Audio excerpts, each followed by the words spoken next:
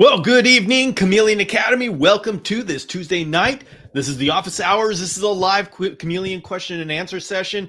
And if you are watching this on replay, just know that this happens live every Tuesday at 5 p.m. Pacific. And you can be in the audience live and ask your questions and get your answers, well, right away. So let's see who all is here.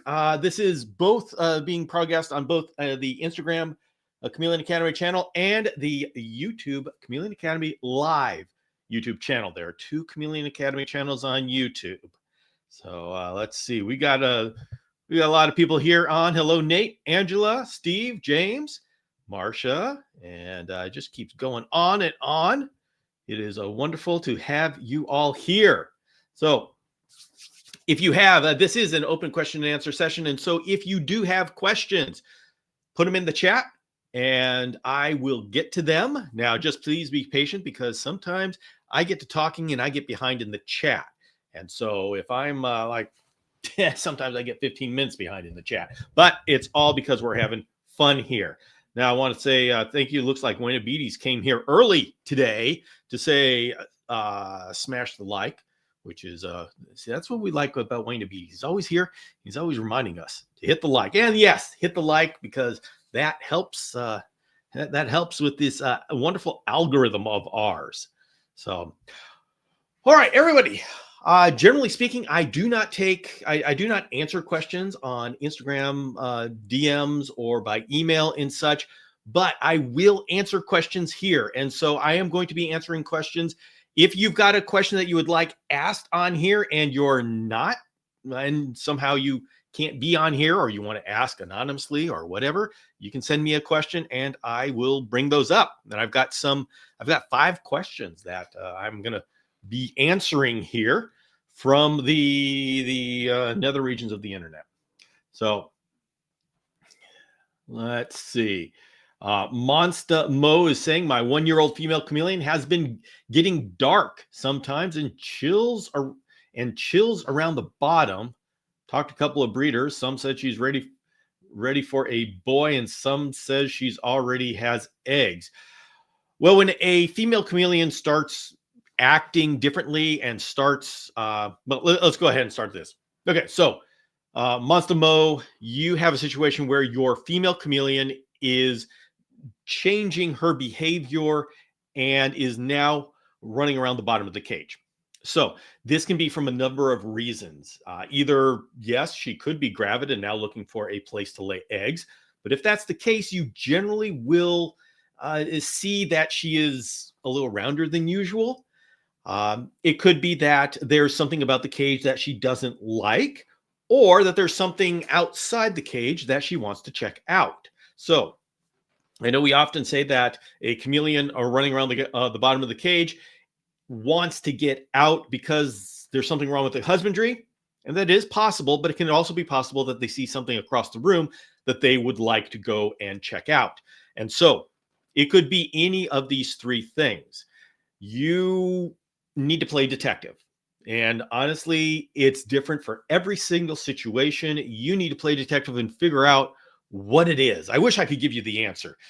Unfortunately, it's different for every chameleon, every different situation. And so test things out.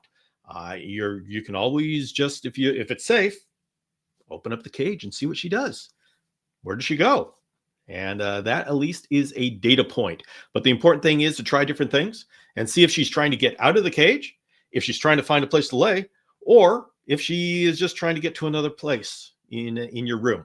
So once again, we all have to watch our chameleon and we have to be aware of what they are up to, what they are thinking. Nobody can know. And so this is part of the fun of having chameleons.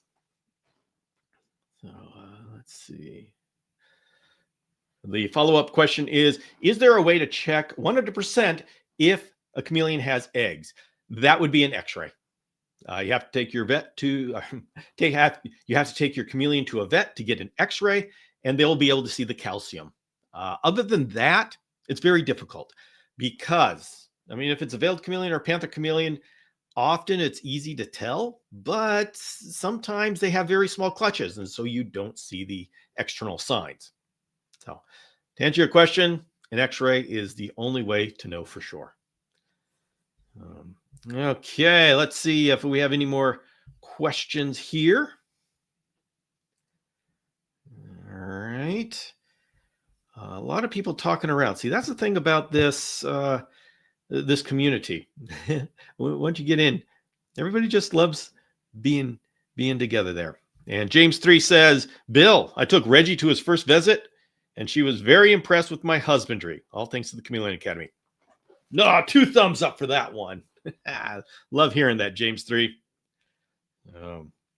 Angela's asking, my new juvenile chameleon is rubbing his feet a lot on sticks. I can't figure out why. What do you mean by rubbing his feet? Give me a little bit of information as to what you mean by rubbing his feet. Often when chameleon rubs themselves, sometimes it's because of shed. It could be because of something is irritating, but rubbing his feet, that's interesting. Please give me a little bit more information and we will come back to that. Tutorial Tom is saying, hey, can you palpitate the chameleons to see if they've got eggs? You can if you know what you're doing. And see, that's the thing. A lot of what we do with chameleons, if you know what you're doing, you can tell the signs. But it's very difficult for me to, over the internet, tell somebody how to palpitate a chameleon and know the difference between the internal organs and an egg. Yeah, sometimes everybody with chameleons and eggs, sometimes it's easy. Sometimes it's obvious, and sometimes they're really good at hiding it. My quadricornis were just excellent at hiding that I had eggs. And then I had one quadricornis that's just a complete marble bag. So it gets crazy. So James is saying, I have a question, Bill, but I'm too shy to ask it here. I'll send it to you anonymously. All right, everybody. If I talk about having a question from an anonymous person, it's James. Okay. All right. By the way, everybody, I'm just kidding. James is just giving me a little bit of a hard time. And if you send a question in anonymously, I am not going to give away your identity unless you're James Cross. Then I'll give away your identity. So, all right. Well, hey, Danny Ken Aquatics. That's the first time I've seen that name. Everybody say hello to Danny Ken. And Nancy Donnie is back. Very good to see you back, Nancy. We met Nancy last time. It's wonderful to see new people here. So Coco the Chameleon says, Coco's legs are shedding. There's been some black splotches that have gotten larger in area. It definitely hasn't shed yet. What is this? Not burned either. Okay, black splotches. Generally speaking, black splotches, it's one of those things, well, it depends on what they are. If it's a fungus, yeah, it's bad. But you got to make it. That's something you just got to figure out what it is. You can go online and say, hey, what do you all think this is? A vet can tell you what it is. But if it's a bruise, yeah, that's an indication that there's something internal going on. See, the thing is, when you say a black splotch, that can be bad, but it's rare that those things happen. And when they happen, it's kind of obvious. And so you don't have to ask. So there's a lot of questions over what you are seeing. See, Eric is saying, I've been bummed about my male's enclosure not filling in with plant growth, and I recently moved the plant LED to the opposite corner on top of the enclosures, and things are exploding. Yes, everybody, the LED lights, you put them in the right place, and the plants just go crazy. It's very cool. I love these new LED bars. So Danny Ken says, I'm a brand new Panther Chameleon partner. Excellent. What kind do you have, Danny Ken Aquatics? Okay. We all, Panther Chameleons are some of the nicest chameleons. I love them. Sakshamungu says, I have a plant question. Sakshamungu, lay it on me. I'll do the best I can. Know a lot about plants, and what I know is just a snowflake on the tip of the iceberg. Plants there's a whole lot going on with plants. Metric is saying, will female Jackson's chameleons turn dark when sitting under the heat lamp to absorb more heat? Yes, they will, especially if they're cold. So that it is normal for a chameleon to be dark under a heat lamp. And how dark they turn depends upon how cold they were and how much they want to absorb. So we know that chameleons can change their colors based on temperature. And if they're cold, they'll get very dark, and that is to absorb more light. Black objects absorb light. And if they are hot, then they'll get a very light color that reflects light. And so chameleons that are hot and don't want to overheat will get a very pale and washed out color. And that's kind of the magic of some of the chameleon color changes there. So Angela's saying this is the chameleon that is rubbing his feet on the branch. He's like running back and forth. His sweet, no swelling, eating good, like his feet are itching. Again, everybody, this is one of the things where I say this is a yellow flag. And what are yellow flags? Yellow flags are behaviors that we can't explain. It doesn't look like there's something wrong, but it's not what we expect. And so when we have yellow flag behaviors, what that means is we need to look for other clues. And we need to see, is there anything else that looks off? And you're saying, oh, what am I looking for? Anything that says, is this really bad, or is this just a quirk of personality or a quirk of the moment? Chameleons have quirks of the moments just like we humans do. When we do something that's unexpected, it doesn't mean we're sick. It just means that we're trying something new, or there's some itch somewhere to scratch. So Angela, I would say don't be worried yet, but keep an eye out for other clues that may point to either it means nothing, or maybe it's something you need to look into. Shakshamungra says, I have a very nice Schefflera in my chameleon cage with LED lights on top. Schefflera is the umbrella plant. They worked so well that the Schefflera covered the whole top of the cage to the point where the middle down doesn't get light. Yep, that's typical plant success. And it recently started dropping leaves. I'm thinking about putting LED bars on the back side of the cage. Would you recommend against it for the chameleon? Shakshamungra, what I say about plants is, number one, yes. All of the plants that we use, all the plants that we commonly use are bigger than our chameleon cages. That Schefflera, that can get easily 20 feet tall and be huge. It doesn't look like that when we go and buy it from Home Depot, but Scheffleras can get absolutely huge, just like ficuses, 20, 30 feet tall trees. And pothos, yeah, just wait until some of those little pothos fall out a vine out of the pot and get into your now bioactive substrate. Once pothos gets into the ground, it's a monster. And that thing in the wild, I mean, they're at 50, 60 feet long. These are huge plants that we're working with in our cages. And so success means that they're going to outgrow the cage. Just means we got to be pruning, and it's a good thing. That is the best problem that we can have. So you got to do a lot of pruning. And Shakshamungra, yeah, prune it, just cut it to keep it small. And I've got to do some pruning here, up here in the cages behind me, because they have grown to the top. And once they go to the top, they start blocking the light and from the chameleon and the rest of the plants. And so any plants at the bottom are now going to be starved of light. Light is food for plants. And so, yes, when you're successful, especially when we've got these LED bars, it's time to get pruning and be happy, because that means you're doing it right. Coastal Chameleons is asking, do helmeted chameleons show gravid coloration like panthers and veileds? No, they don't. Not as dramatic. They will show different coloration, but when we're talking about panther chameleons and veiled chameleons, those are unmistakable. And so not every chameleon has unmistakable colors like the panther or the veil. Now, some go way beyond, like the carpet chameleons and the furcifer minors. Yeah, when those are gravid, boy, do you know it. That's when the fireworks start. So, hey, Joe, welcome. Good to see you here. Bill, do you have any pictures from Madagascar of the pothos we saw? Can't find the one. Yeah, I do here somewhere. Maybe I should pull those up. Yeah. Were those leaves like 10 to 12 inches? Yes. They were just, these guys are huge. And pothos is a monster. So, and actually, that's what I love. You get these big bioactive cages, like my 4-foot wide.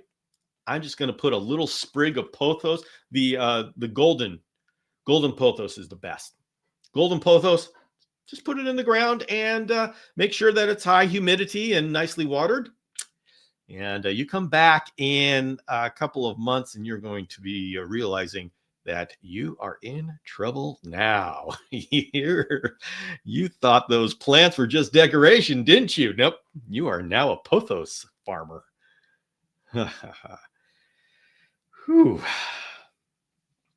Oh. All right, let's pull in some questions that I've got from the other areas. The first question is it dangerous to put your chameleon out on a tree for natural sunlight?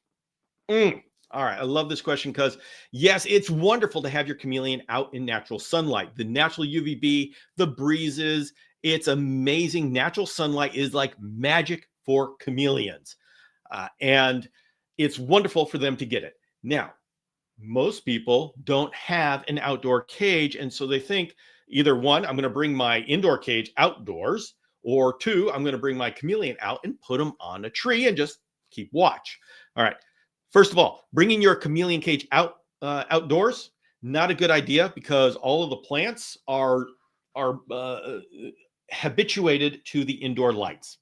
Okay, they'll just get blasted in the outdoors. So people say, okay, how about if I take a chameleon and I put him in the tree? Okay, this is where you got to be careful because number one, chameleon can escape. If you think they move slowly, that's right, they move slowly when you're looking. When you're not looking, it's amazing how fast they can get to the top of the tree, or they can take off along the fence and get away.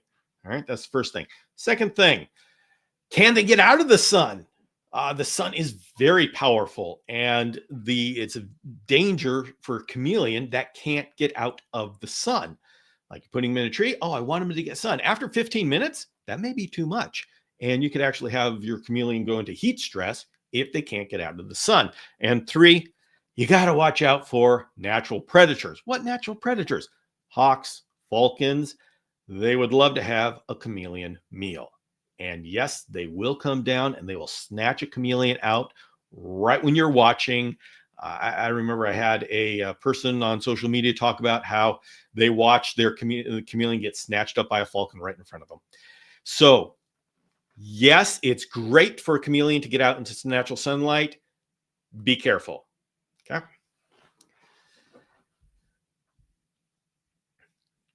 All right.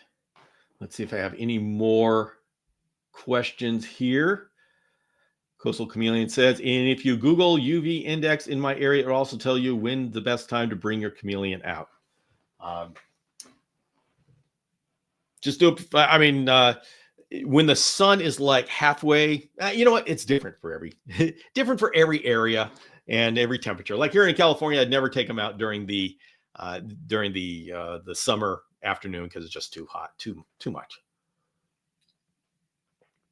Hello, irresistible pythons. Welcome. So, how to avoid pest roaches into my reptile enclosures? Carlos, are you talking about roaches that come in to your enclosure from the house, or your feeder roaches getting out and colonizing inside of your chameleon cage? If you're talking about roaches getting into your cage, your cage shouldn't allow roaches in unless you're talking about even the real small ones shouldn't be able to get in. So I don't know. Maybe you got to look at why they're getting in. And if you're talking about the feeders colonizing, let them. I had some hissing cockroaches that literally, there was a space in between pots. I do the double pot method. So I put one pot inside of the other. And so there's like an inch space at the bottom. I had some full-grown hissing cockroaches in that space because they got in as babies and they just grew. I guess they were eating the roost that came down or something.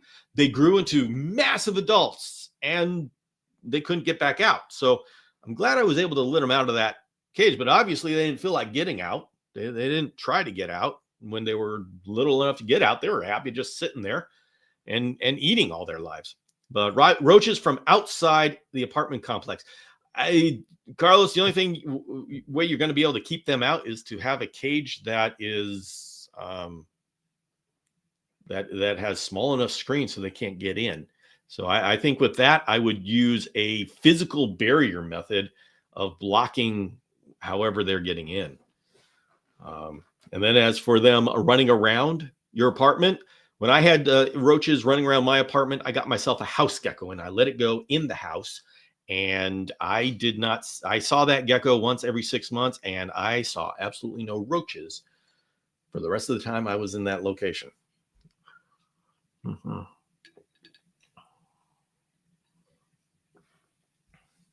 Okay. Mike is saying, small chat a while about propagating Schefflera with you. Update is that I've had success.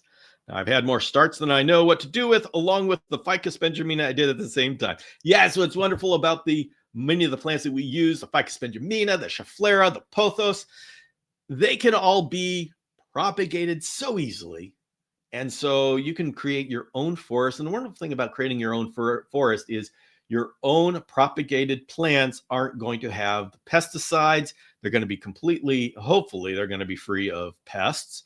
And so it's a wonderful thing. If you just set up a little shelf area that gets great indirect light, start doing your own plants. Bill, Two Turtle Tom says, Bill, what is the world's speediest chameleon? Namaquensis? Two Turtle Tom, I don't know. I don't know what the fastest chameleon is. A Namaquensis that he's talking about is the Namaqua chameleon, the only chameleon that actually doesn't climb in trees. It runs around the sand dunes of the Namibia desert. What's that name of it? Anyway, desert in Namibia. And it's literally a chameleon that's running around the sand dunes. And it can go pretty quickly because it has to. So I would say that's the one I would suspect, but I don't know for sure. Carson's asking, Namaquensis are so dang cool, talking about the Namaqua chameleon. Bill, you need a follow-up interview with the breeder guy across the pond. Yeah. Well, a couple of years we'll revisit and we'll see where Chameleon namaquensis is. It's currently being bred in Europe. Yeah, that's interesting. It's an interesting chameleon. Annette is asking, do you recommend screen cages for outside always or hybrid if the climate is very dry? Annette, I always recommend screen enclosures because the hybrid enclosures, anything enclosed is going to get the greenhouse effect. And once sun directly hits a hybrid cage, if it's like a true hybrid with an enclosed front and such, then you're going to just cook your chameleon. And it's too easy for that to happen because it only takes 15, 20 minutes of a good sun to cook a chameleon. And so I would say blanket, do not use hybrid cages outside, only use screen cages, with the caveat that there are people out there who understand the greenhouse effect and can say this cage is okay. For example, I actually use semi-hybrid cages outside, meaning the PVC is on the sides and the back, but the front is screen. So this is not going to hold heat. It actually protects my chameleons from the heat if I angle it the right way. So it'll block sun. So this is because I am a sophisticated chameleon keeper and I understand the dangers very well and I know how to mitigate that. So for the people who are absolutely experienced, my blanket statement to never use hybrid cages outside, it doesn't apply to you because as long as you understand why and you understand the characteristics of the cage and how to use that to your advantage. So that's my long answer to that one. So generally speaking, the screen is the way to go. if Annette brought up if the climate is very dry. If the climate is very dry, I just keep the misters on. I don't hold in try to hold in the humidity by using the cage as a tool for holding in humidity, because when the cage is used for a tool to hold in humidity, it does that by reducing ventilation, and I want the maximum ventilation when I'm outside. So those are characteristics that I'm juggling.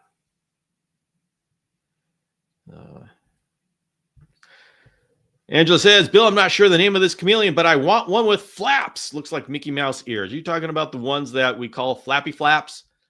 That's Caluma brevicorn. Yeah, let's see. Bob is asking, what chameleons are in Japan? Okay, there's no native chameleons, but as far as chameleon keepers, there's an amazing number of chameleon varieties in Japan. I am not sure how much they have adhered to CITES. I think they do, but they have a lot of interesting species there.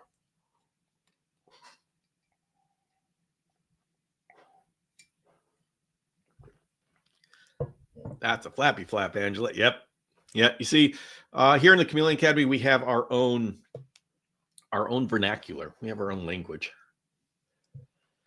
Monstamo says, best way to get my chameleon, house it cage to upgrade it to its new one. Please, if you could resubmit that question and carefully word that. I'm not sure what you were saying there. Let's see. All right, Angela says, yes, flappy flaps one bad. Well, let's see. If Steve Hefner has his way, there will be flappy flaps for everyone. Let's see. Marsha Ann says, I'm loving Patron, my new flappy flap. There are some flappy flap breeder. Yes, if you want flappy flaps, this is a great place to do it. They are available as wild caught, but I got to say, I've worked with wild caught. I've worked with the captive hatch. Oh my goodness, the captive hatch are so much nicer. It's worth waiting. It is absolutely worth waiting. So, okay. Autumn 4 is saying, hi. I think my 3-month-old chameleon is doing okay now. He is only shaky when he walks. That concerns me. Autumn, and that depends on what you mean by shaking, because especially younger chameleons, they will do the walk where they go back and forth, and so they hide their movement by looking like a leaf. They try to make it look like a leaf. They break up their movement so they don't look like something to eat. So that is a natural behavior, as long as that's what you're talking about. Shakiness, as in, and that's a confident walk. So you can tell that it's a powerful walk. They have their tail are straight out, their arms are straight. You can tell that it's a powerful walk, even though they're trying to look like they're a leaf. That is a natural behavior. The point where they can't hold on, they're having trouble holding on to the branch, maybe their arms are splayed out like that, that is indicative of metabolic bone disease. That is not a natural behavior. And so you want to make sure which one of those it is. Monster is asking, best way to get my chameleon out of its cage and put her in her new one. Well, if she is... Question is, what is the problem? Does she run around? Will she not get on a stick? If she will not get on a stick, or if she gets on a stick and she jumps off, you may have to go in and grab her the way I say not to grab her. So if you come from behind, it looks like a predator, scares them. But if they're already freaked out and you need to get them into a new cage, you may have to do it. Now, there's also the option to where you put the two cages together, lift up the doors, put them together, so she eventually will explore the new area. And you can put food in the new cage, put a feed a run cup with food in the new cage. Don't feed her in her old cage. Put the 2 cages together. Eventually, she's going to go into the new cage, and then you just put the doors down. So that's a way that you can get creative. Okay. Nate says, Bill, I've got 3 clean fecals from one of my bifidus. Any reason not to add substrate? All right. So what Nate is talking about is he's got a wild caught first for bifidus. And the one reason why we don't want to give a substrate to a wild caught, the one main reason, is because if they've got parasites and there's one poop that goes down there with parasites, you're always going to have parasites down there. So what Nate is asking is saying, I've now got 3 negative fecals. Am I safe to put in a substrate? Generally speaking, because parasites don't always shed. And so we say, get 3 negative fecals before you say, okay, this chameleon is clean. Now, the thing with parasites, you can never be 100% sure that they're 100% clean. So we have to set up practical borders. And in this case, Nate, I would say, add a substrate. Go for it. What's the worst thing that can happen? The worst that can happen is you find out, oh my goodness, they've got parasites, and so I've got to get rid of the substrate. All right, fine. I know it's a pain in the butt, and you got to get rid of the plants. You love those plants. You grew up the plants, but hey, you know what? We're chameleon keepers. We understand the risks, and so I would say do it. That's what I would do. If I had 3 negative, I would say do it. I'm gonna put them into the bioactive, and I understand the risks. And what's the worst going to happen? I have to redo the cage. I don't know. I kind of like doing cages, so I'm not going to worry about it. So that is my take on that. Bill Carson is asking, Bill, what's the longest you've had a female chameleon be non-receptive before finally being receptive to a male? Carson, I've got a great answer for you but then you added the last one, before finally being receptive to her male. I had a female first for minor that for her entire life refused to be with a male, and she gave me like 5 infertile clutches. Drove me crazy. So, the answer, the first part to your question, what's the longest you've had a female be non-receptive? For her whole life. Before finally being receptive to a male, that would be, I don't have an answer. If you're asking when she'll be receptive, it's one of those things where she'll be receptive when she's receptive, and there's no real point where you can start the clock and say, all right, the alarm goes off and now she's receptive. We just don't have that. It could be a month. It could be 2 years, because they have windows of receptivity. We're talking about female chameleons, and those are affected by the weather, her feeling of well-being and security, the food, nutrition, so many different things that it's hard for us to keep track of all the variables, and we don't even know what the variables are. Welcome to chameleon keeping, everybody.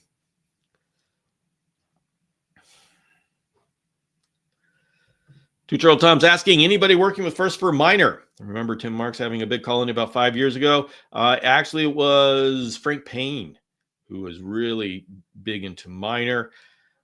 Jonathan Hill at I've Heard Alles was working seriously with them. Kevin Stanford, I had some. And I don't believe that there's much left at all.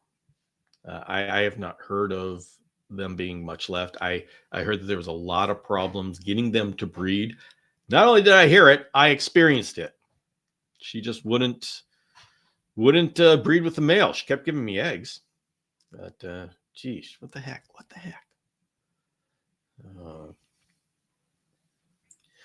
Sakshamugo says, let's see, it's Cosmo, 6-month-old panther male with some mucus lining on half of his poop.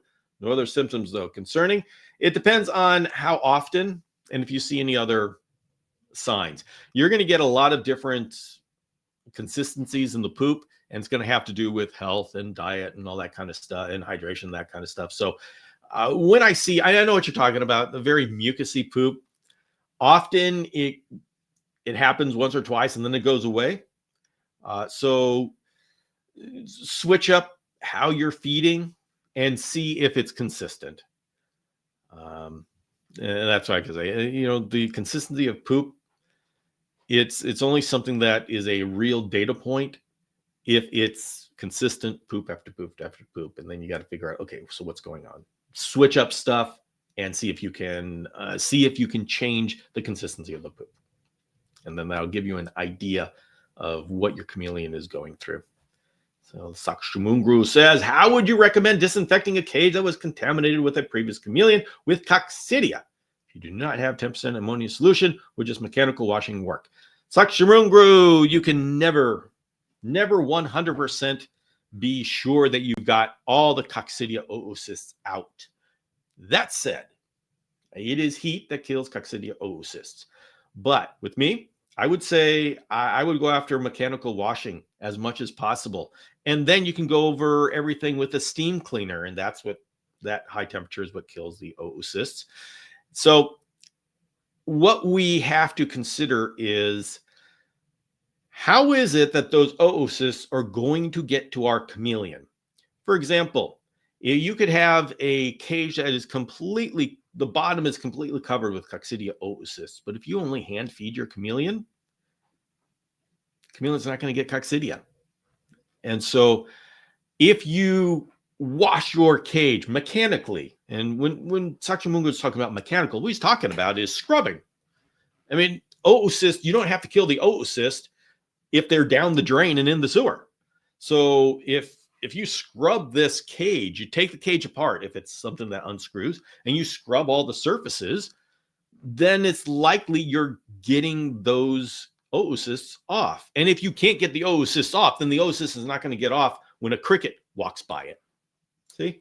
So it's one of those things where I never can say that everything you do will get the oocysts off 100%, but I'll also say, if you can't get it out, that oocyst can live forever in the darkest crevice of your cage. If it's not going to hitch a ride with a cricket, it's going to spend its entire life and eventually die in that cage.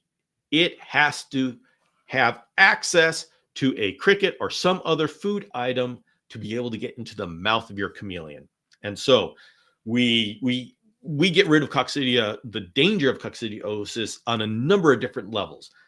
We scrub the cage, mechanical, get rid of all the oocysts possible. We steam clean it, we kill whatever we can get a hold of. And then we control how the feeding goes for any chameleon. So we have our feeder run cups, so we don't have our feeders running around the cage.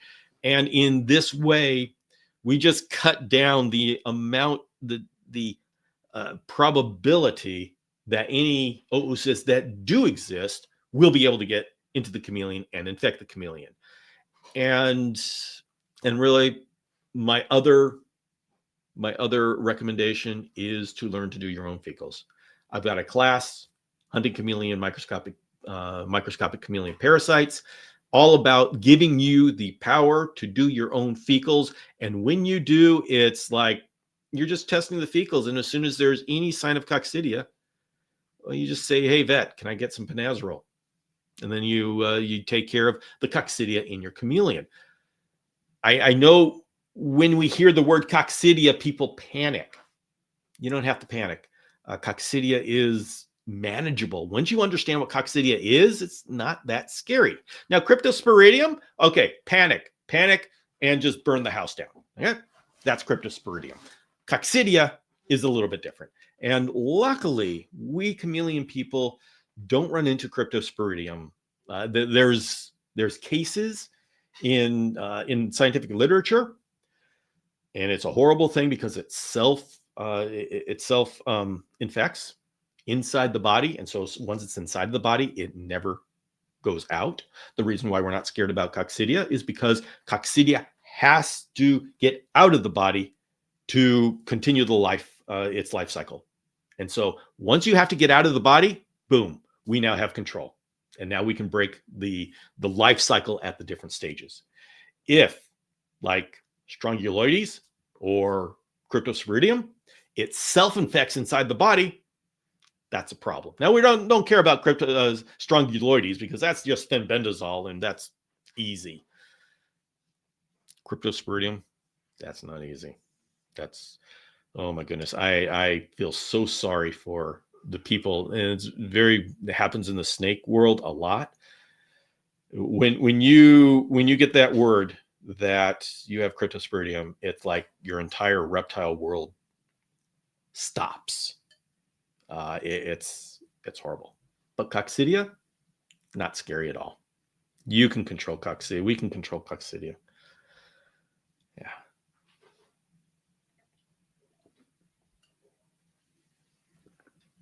Janet says, the parasite class is amazing. I highly suggest taking it. Thank you very much, Janet. What she's talking about is hunting microscopic chameleon parasites. It's a digital course that I put together to help people be able to do their own fecals. Chameleons, got any reptile, learn to do your own fecals. And I made a class to teach you just how to do it. And it's not just a class that you go through. It's a class that there's a community attached to it. So you come, we've got a forum that's attached to the class. You can ask questions. We're there with you as you're going through it. And if you're wondering about this, just go to chameleonacademy.com and look for the thing that says hunting microscopic chameleon parasites.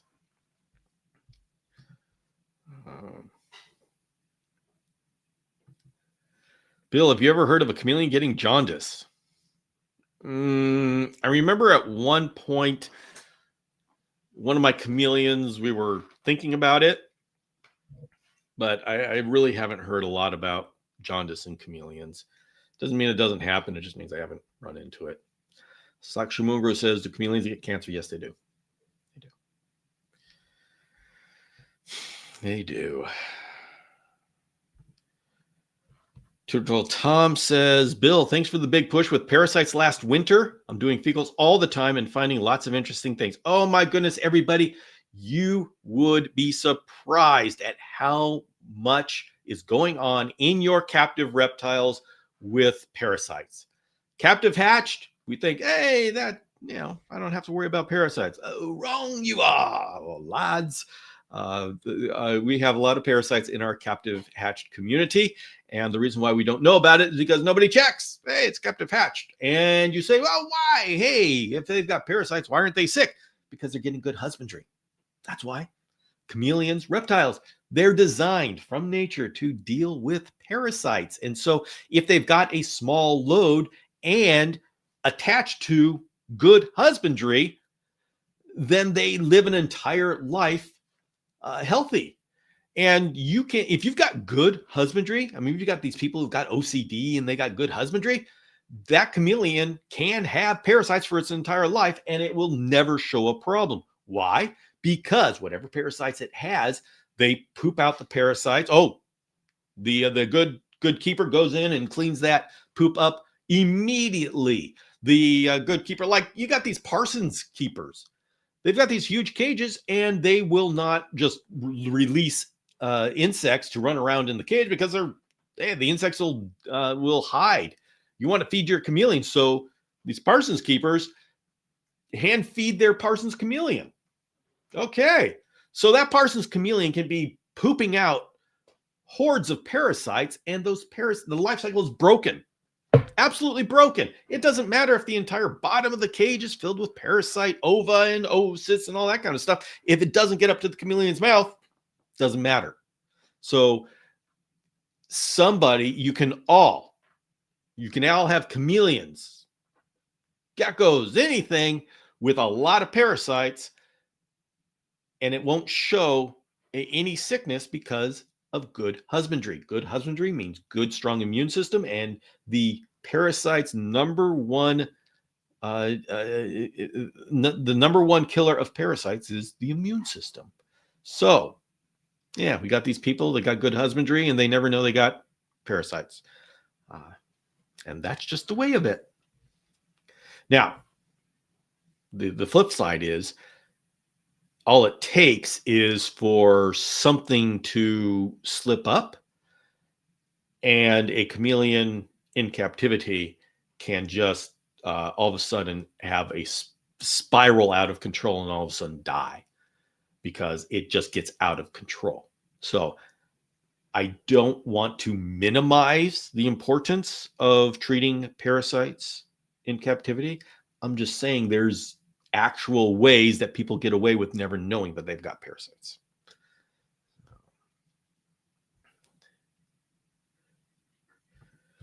Mike Ben says, we need parasite hunters to help Bill find a tardigrade. Haven't had luck yet. Yes, I've always wanted to find a tardigrade. That's a microscopic critter, the water bears, that are just incredible. I want to find a water bear.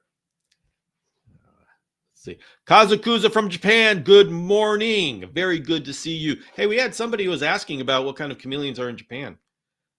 Well, Kazukuza, tell me, what kind of chameleons do you see in Japan? What's available to you? What species? Angela says, how often do you take out everything in your cage, Bill, and give it a good cleaning? Almost never. Almost never. I will do that if there is a parasite overload, but generally speaking, I will do that when when a chameleon dies, and I just switch out the plants and stuff. But I actually never do where I break the cage down, totally clean it, and put the cage back together and put the chameleon back in. I haven't had that be a good use of time. So, see, Cosmo the Chameleon is asking, can panthers get sick from too much handling over time, even if they don't show defensiveness while handling? I've been handling often, but I've been reading his body language. I put him back if he shows stress, but worried if it's still detrimental to him. Cosmo the Chameleon, I will always say don't handle your chameleons because you aren't able to determine to read all of the stress that goes on. When a chameleon shows stress from being handled, it's gone overboard. So that is the safest way, is just not to handle your chameleon. Now, Cosmo, if you're asking if it's always dangerous, and the answer, is no. Some chameleons can be held with absolutely no problem, and your chameleon may have no problem with being held. So this is the challenge, especially with me here on a public forum on a video that anybody can watch between now and 10 years from now at all levels of experience. The safest thing for me to say is a blanket, don't handle your chameleon needlessly, because that's going to save so many chameleons' lives. Because you're right. If the chameleon is overstressed from handling or any other things, they will get sick and they will die. And so I have to be very careful about that. Now, there's an asterisk to everything. And there are some chameleons that have no problem being held. They appear to have no problem. They will walk out on you and explore all over you and walk back in their cage when they feel like it, or they don't feel like going into their cage and they just want to hang out on you. The challenge is, if I say that there are chameleons like that out there, all of a sudden everybody believes that their chameleon is like that. And it is heartbreaking seeing how many people go to social media and they say, see, my chameleon loves me. And it's obviously a chameleon that is so stressed out of its gourd that we're expecting it to die within a couple months. So that's what happens, is people are just a horrible judge as to chameleon stress. They want their chameleon to love them. In their mind, they're saying, this doesn't make sense. I love my chameleon. I take care of him. I feed him. He should love me. Totally disregarding the fact that chameleons do not have the brain parts that have bonding. They are not herd animals. They are not pack animals like we are. They literally don't have the area in the brain that holds the bonding, the thing that brings us together. So I've just got to be very, very careful in what I say. And if you are going to be holding your chameleon, you need to learn what their signs of stress are and the subtle signs. And it's just up to you to be responsible enough to learn that. And unfortunately, you can be entirely well-intentioned and still not know what you don't know. And that's a problem. You only know what you know. And 5 years later, with 5 years more experience, you look back and say, gosh, I was so stupid back then. So it is safest to just say, don't hold your chameleon. Now, if someone's going to say, yeah, but I really want to, what I would say is open your chameleon's cage, put your arm in the chameleon's cage. And if the chameleon walks out on you, okay, go ahead and let your chameleon walk out on you. Take your chameleon around and see if you can get your chameleon back in the cage when you're done. If you have to coax your chameleon out, that's when, okay, now you're putting the responsibility on yourself to be able to determine what they're thinking inside of them. And it's very difficult to do, especially when people want their chameleon to love them. It's so easy for them to, oh, I see it. So that's the long answer to that question about holding. I have panther chameleon. My answer correct? Oh, yeah. Well, you do. Your profile is definitely a panther chameleon. But what other kind of chameleons are available in Japan? We had someone who was asking what kind of chameleons are in Japan. And every area has different species available. So wondering what you have in Japan. Lester is asking, Bill, do you go to reptile expos? I randomly, I was thinking about going to the one that happened this last weekend, and I just never made a decision, so I didn't go. And that's just the way of it. I generally don't plan on going. Sometimes I'll go immediately just because there's isopods. I want some isopods. I want some dairy cows, and I'll go. And sometimes Yvette will just go on her own and do a run through because she likes to get materials and stuff from reptile shows. So I am not a reliable goer to reptile shows.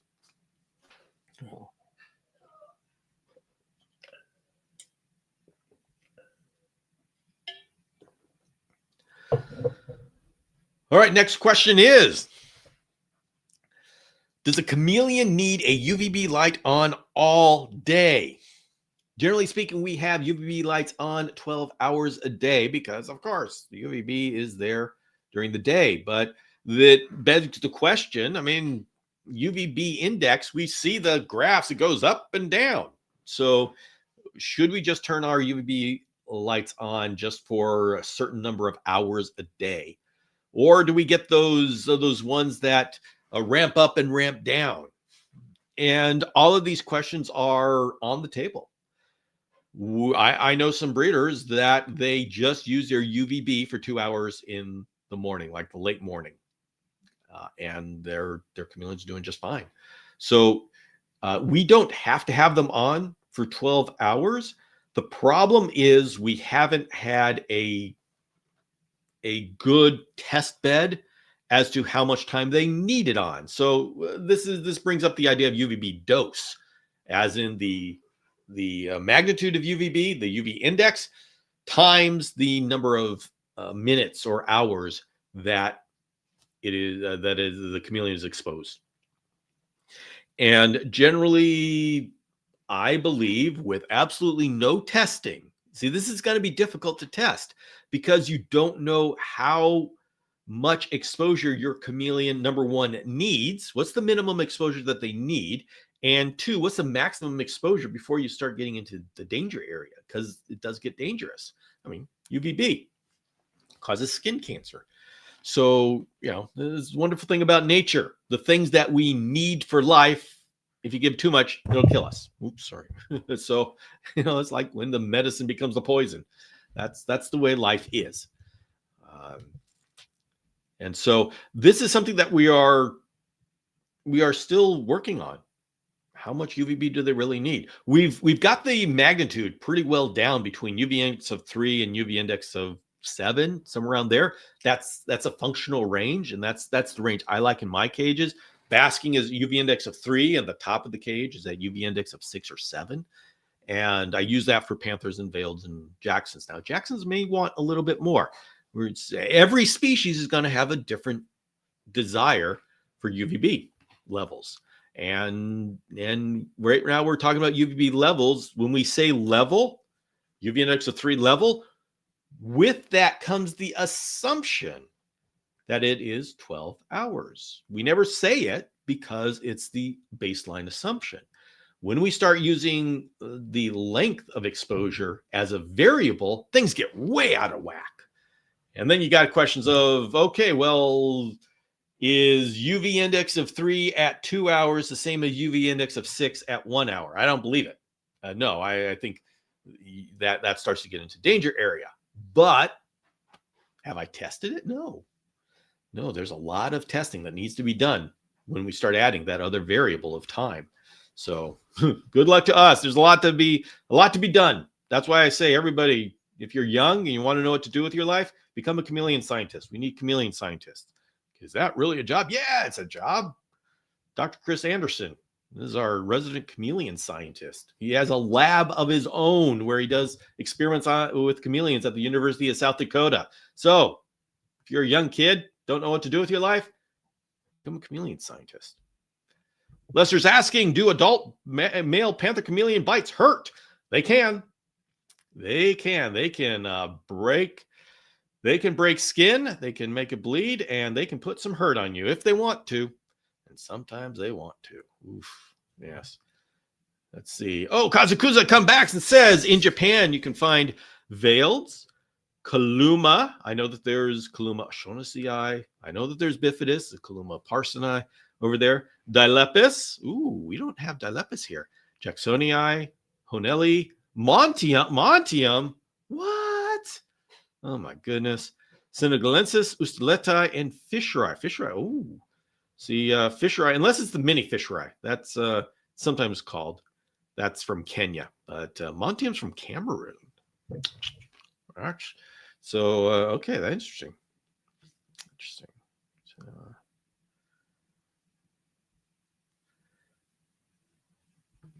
we need Dr. Anderson update. Yes, I've already talked to Dr. Anderson. I'm working on getting him to come and talk with us. Actually been talking to him to come in and talk to us on the virtual campus. So, yeah. All right, everybody, we are coming to the end. We've got 3 whole minutes of this office hours. And so if you've got any last questions, please put them down in the comments and we'll take care of them. It has been a lively group, and I am very glad to have all of you here. This is what makes Tuesday fun, is we all get together and we just nerd out on chameleons. That's kind of fun. So it's our little corner of the chameleon, of the digital universe, to where we can be here and just be chameleon nerds. Love it. Danny Ken says, thank you for making me feel welcome. I enjoyed myself. Excellent, Danny Ken. Very good to have you here. This happens every Tuesday at 5 p.m. Pacific, and on Saturday at 12 noon Pacific. We have a workshop. That's where I kind of put together a little bit of a workshop, but it really ends up just being all of us hanging out because that's what we like to do. Where's your mushroom cup? You know what? I had a choice between the mushroom cup and the Chameleon Academy cup. I chose the Chameleon Academy cup just so we wouldn't get numb to the specialness of the mushroom cup. Alicia says, Bill, do you think a chameleon could hurt itself should it decide to bite you? I have no bite issues, but I don't create the issues either. Do you think a chameleon could hurt itself? It's not going to hurt itself biting you, but your reaction to the bite may hurt it. Like if you go, ah, and you fling it across the room, yeah, it could get hurt. But it's not going to hurt itself if it's just biting you. So, Mikey Ben says, another great Tuesday night in the books. Thanks, Bill. Good night, everybody. That's the perfect way to say goodbye, everybody. Thank you for joining me. Remember, you can come back here every Tuesday at 5 p.m. Pacific and be part of the live studio audience, and we all have a great time. All right, everybody, have a good week. I'll see you next time. Do, do, do, do, do, da, da, da, da.